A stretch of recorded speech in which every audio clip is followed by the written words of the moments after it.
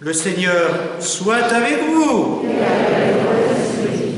Évangile de Jésus-Christ selon saint Matthieu. En ce temps-là, Jésus disait à ses disciples, « Ce que vous faites pour devenir des justes, évitez de l'accomplir devant les hommes pour vous faire remarquer. Sinon, il n'y a pas de récompense pour vous auprès de votre Père qui est aux cieux. Ainsi, quand tu fais l'aumône, ne fais pas sonner la trompette devant toi, comme les hypocrites qui se donnent en spectacle dans les synagogues et dans les rues, pour obtenir la gloire qui vient des hommes. Amen, je vous le déclare, ceux-là ont reçu leur récompense. Mais toi, quand tu fais l'aumône, que ta main gauche ignore ce que fait ta main droite, afin que ton aumône reste dans le secret. Ton Père qui voit dans le secret te le rendra. Et quand vous priez, ne soyez pas comme les hypocrites. Ils aiment à se tenir debout dans les synagogues et au carrefour pour bien se montrer aux hommes quand ils prient. Amen, je vous le déclare, ceux-là ont reçu leur récompense. Mais toi, quand tu pries, retire-toi dans ta pièce la plus retirée, ferme la porte et prie ton Père qui est présent dans le secret. Ton Père qui voit dans le secret te le rendra. Et quand vous jeûnez, ne prenez pas un air abattu, comme les hypocrites. Ils prennent une mine défaite pour bien montrer aux hommes qu'ils jeûnent.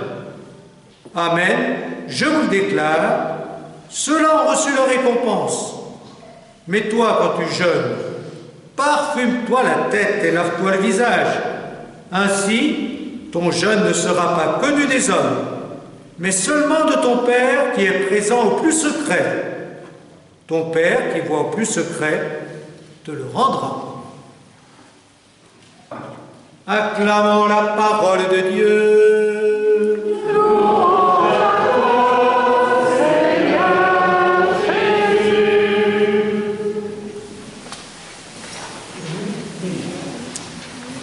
Nous voilà donc au début de Carême, 40 jours pour nous préparer à Pâques.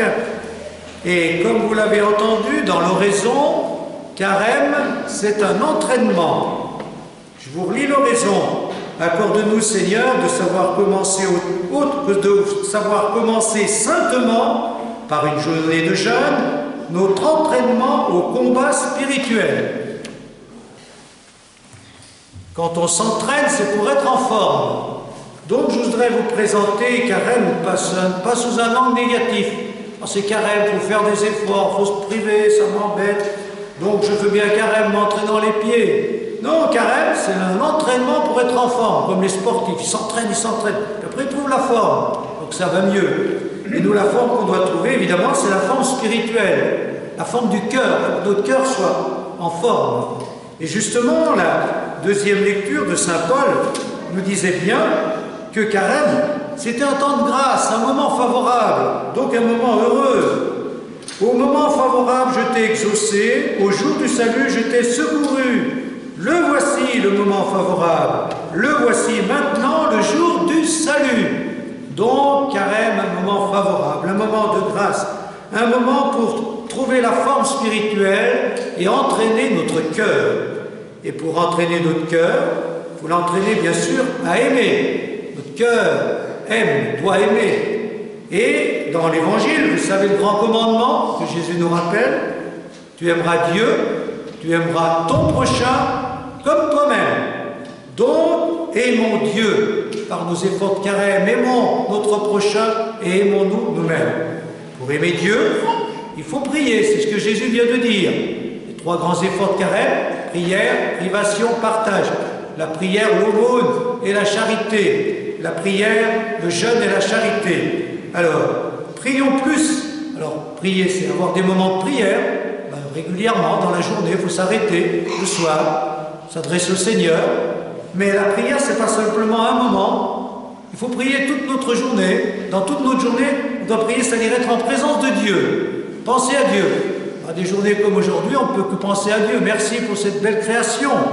Et puis, on pense à Dieu quand on a besoin de lui dans une épreuve. On pense à Dieu quand on réussit quelque chose, on sent que si on a réussi, ça ne vient pas de nous, il y a eu l'inspiration de Dieu, la force de Dieu. Donc il faut faire de Dieu un compagnon de route.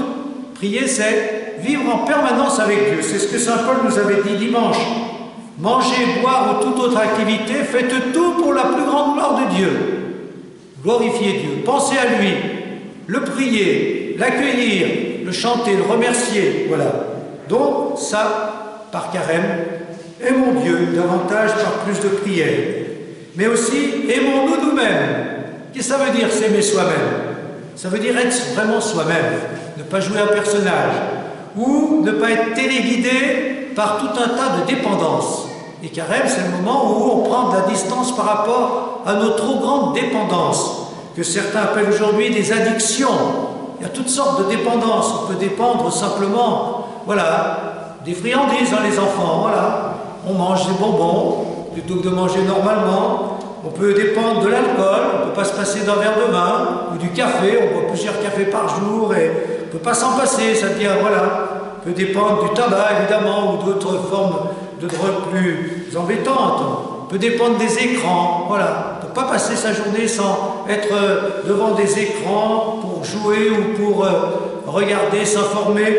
Donc on est souvent dépendant aussi des autres, de l'influence de certaines personnes.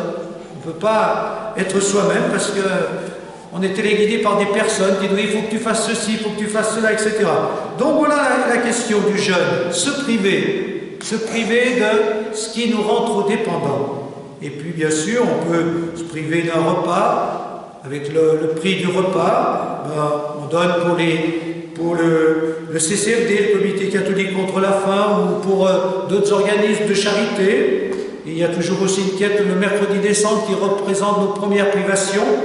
En général, elle est destinée pour le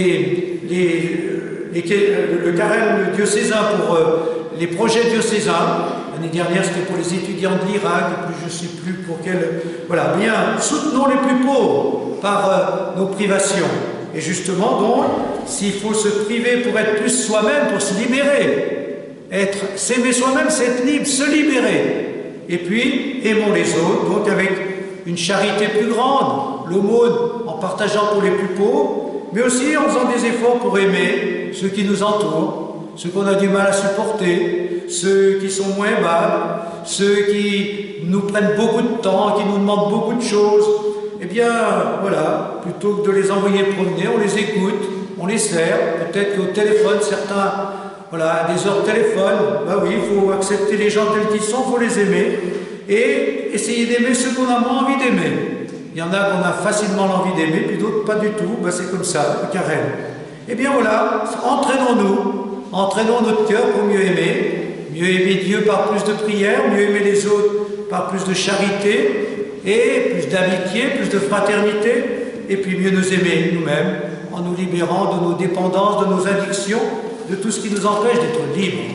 Voilà notre programme de carême. Et pour cela, Dieu est avec nous. Il nous tend la main, il nous offre sa grâce. Il nous dit, allez, fais des efforts, mais je suis avec toi. Et si Dieu est avec nous, on fera un bon carême. Et donc, notre cœur trouvera la grande forme spirituelle en étant capable d'aimer toujours davantage Dieu, les autres et nous-mêmes. Amen.